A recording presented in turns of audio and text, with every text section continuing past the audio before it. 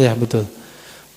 Dikatakan banyaknya seorang yang disiksa di dalam kubur itu, ya selain kaum wanita, ternyata ada juga kaum laki-laki ataupun wanita yang dikarenakan dia itu ya istinjanya tidak tuntas atau tidak rapih.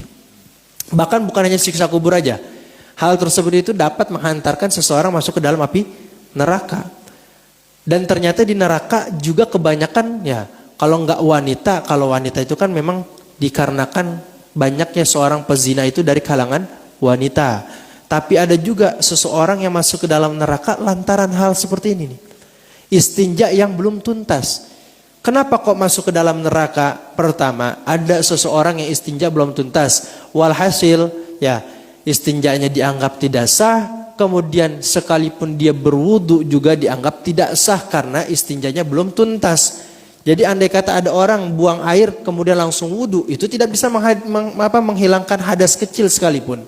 Ya, karena belum istinja. Kemudian setelah itu dia berwudu, nggak sah wudunya, kemudian melanjutkan ibadah, sholat misalnya. Ya, ditambah dengan ibadah tersebut itu sudah pasti tidak sah karena apa? Membawa najis atau karena istinjanya belum tuntas.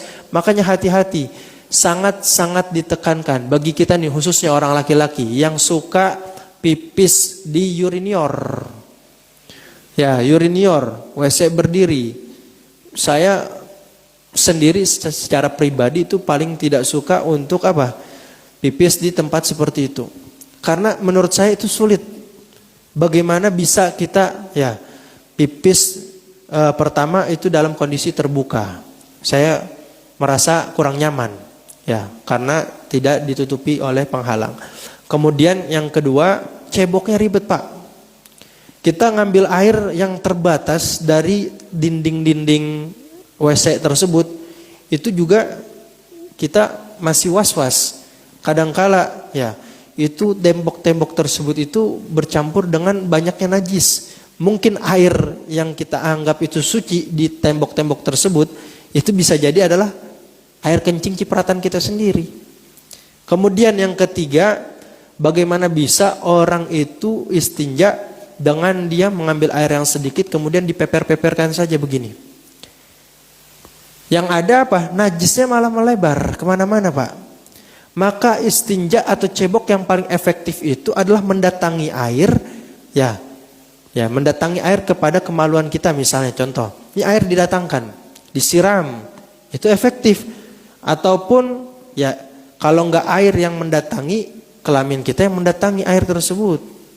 Ya, ada pancuran kita datangin. Tapi kalau seandainya pakai tangan di peper-peper ini nggak bisa ini, najis. Kecuali kita ambil air pakai tangan kemudian kita teteskan. Nah, itu boleh. Ataupun mau dipeper terlebih dahulu, silahkan. Tapi karena ini najisnya kemana-mana, setelah kita bersihkan lubangnya secara khusus di bagian lubangnya, kemudian setelah itu kita kucurkan dengan air, itu boleh. Nah kalau orang yang pipis di urinior, kira-kira kita bisa ngucurin nggak, ngumpulin air? Agak sulit rasanya.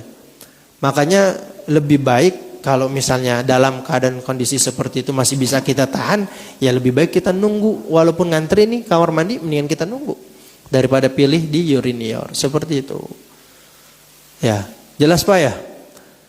Bahaya nih, dapat masuk neraka, naudzubillah min dzalik.